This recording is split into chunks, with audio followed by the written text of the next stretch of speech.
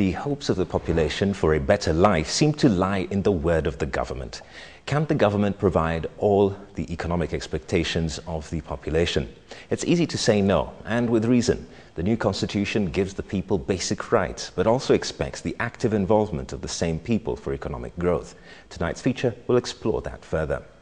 We also have an entrepreneur who breeds rabbits in Gilgil, and your question answered by an expert right here on the show. Remember, you can email or text comments or questions to KTN Biz Weekly at standardmedia.co.ke or text them to 8040. Good evening and welcome to this edition of KTN Business Weekly. I'm Michael Oyer.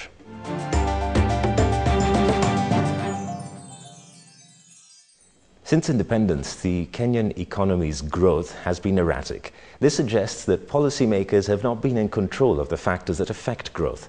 If the performance has been unpredictable for 48 years, what can we look forward to in the future? And in light of the rights enshrined in the new constitution, are there ways in which the population and the government can bridge the disconnect between the rights of the new constitution and the dismal economic performance as shown by economic indicators such as inflation, unemployment, poverty and interest rates? Our feature has more. Na nyinyi ni wajinga, nyinyi ni wajinga, nyinyi ni washenzi, tena mtachagua hao watu, mtachagua hao. And so the end of what had been billed as a climatic Labor Day was marked, much to the disappointment of many workers who had felt the increasingly confrontational nature of the Labor Day sector rhetoric in the run-up to the Workers' Day, with demands for a 60% pay hike in the general and minimum wage having taken center stage as a light at the end of their tunnel. Tunatoa notice kwa serikali because uchumi wa nchi hii unatengenezwa na wafanyikazi. The main grouse here being the fact that to everyone, an increase in the cost of living should be followed by a blanket increase in the wage bill for employers. Sukuma wiki waziri, najua ukimuuliza mama atakwambia bei ya sukuma wiki si sawa tena. It is thus left to sober minds to point out that rather than delve into pointless rhetoric, just like the politicians in this country, the labor sector should be looking to help fix the fundamentals of this sector. In fact, many of the items in contention today are well laid out in the Constitution. Indeed, over several chapters, the current Constitution has in effect set the expected outcomes for the population in the management of the economy by the state. These economic outcomes are in part expressed in sections 41, 43 and 46 of the Constitution. They include the right to fair remuneration, healthcare services, housing, food, clean and safe water, social security, education, emergency medical treatment, and welfare payments for the poor. So when you look at the Constitution, the worker is supposed to be given an environment that is free of dirty air, an environment that allows him to have basic sanitation and transport, an environment that is supposed to allow him health and those type of issues. The other thing within the Constitution is that the worker is entitled to, in quotes, a living wage. Now that area is not an area that both the COTU and FKE have indirectly talked a lot. But what we need to start entering into as an economy is to reward productivity, taking account on what you are supposed to also survive on, what you call assuring you the ability to feed on basic needs. To bring this about, both Vision 2030 and the new Constitution envisage that this proposed framework for the management of the economy does alter in an important way the conduct of economic policy and broadens the general parameters to be used for monitoring the economy. Factors to be taken into account include the inflation rate, the unemployment rate, interest and lending rates, and poverty levels. It is, however, clear to all and sundry that unfortunately, all these indices for the economy are currently unfavorable and remain in double-digit territory. In their current state, they are unsustainable and expose the country to social instability.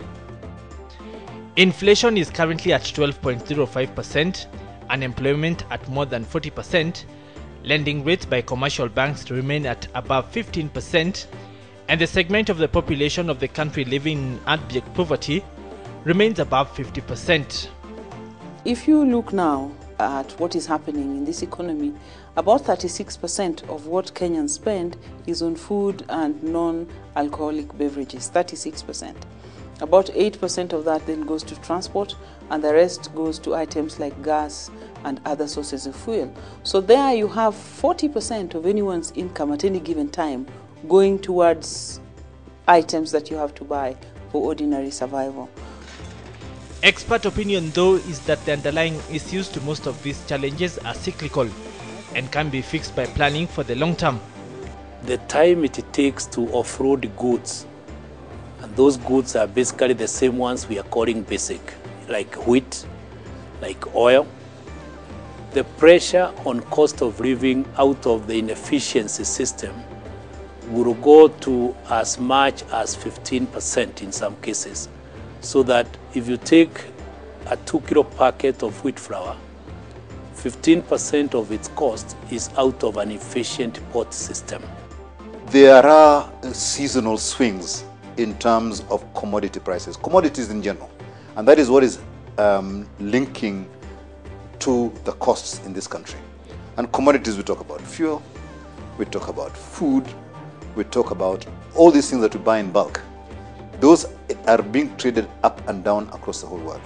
The second fundamental is what we call the transport matrix within the economy. When you go to economies like Singapore, what they put first to solve their problem of cost of living was what they called interconnection within the country. So if you take how long it takes for a bag of maize to reach what we call a mill in Nairobi, that time which the lorry has to spend from the producing area or from the port all the way to the mill, you are charged a very heavy premium on poor road network, and where the road is not poor, then sometimes it doesn't even exist.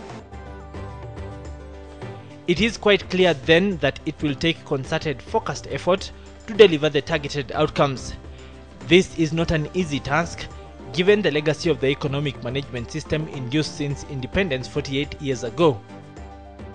Among the measures that can be undertaken both in the interim and over the long term to rein in the situation include comprehensive tax reform to ease the burden on the formal sector, tax incentives for employment creation, revamped legislation on housing, pensions and health services, redirected government spending on physical infrastructure such as roads, the energy sector, housing and waterways, and reappraisal of national service systems.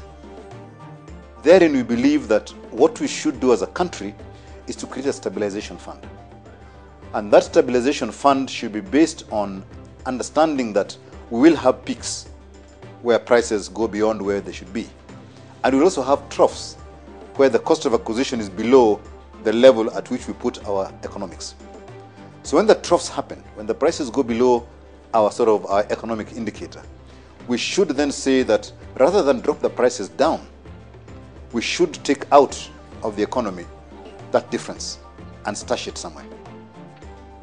And then when we have an issue of the spikes, we can take that money out and subsidize on the economy. And ideally, that is what we should be going forward to as a country, especially in the area of fuel costs and of food. Indeed, Kenya has for a long time had in the pipeline the creation of strategic reserves of both food and fuel. This, though, may not yet have come to fruition for various reasons. It's the same chicken dressed in a different way. The main issue around strategic reserve is somebody's going to pay for it. And initially it is the government. But where is the government going to get the money to buy that strategic reserve and then keep it there? And then the management of the strategic reserve is also going to be quite well done. There are no easy answers to all these questions. But then, that is the major reason Kenyans elected leaders who are supposed to wear their thinking capes for them. The myriad of economic complexities currently prevailing is unlikely to become less so. This is because great achievements are seldom easy. However, it is clear that unless a new approach is embraced and implemented in the shortest time possible, the country faces a difficult and uncertain future. On the other hand, if implemented, the proposed changes could thrust the economy to new levels of growth and prosperity, required for lifting the majority of the population from abject poverty and maybe even achieving the much sought after middle income status for the entire nation. Still on KTN Business Weekly, breeding rabbits, we visit a farmer in Gilgil and tackle one of the questions you sent in. Send your question on any business matter to 8040 via text message or to KTN Bizweekly at standardmedia.co.ke. KTN Business Weekly returns after the break.